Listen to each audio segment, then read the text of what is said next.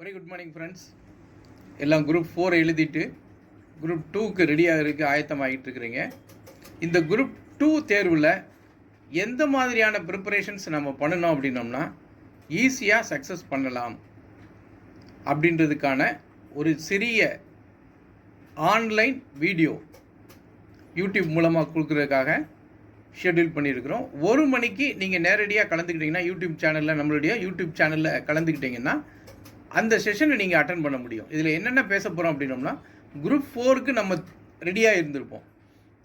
இதில் ஒரு 120 மார்க்குக்கு மேலே எடுத்தவங்களால் எளிதாக குரூப் 2க்கும் சக்ஸஸ் பண்ண முடியும்.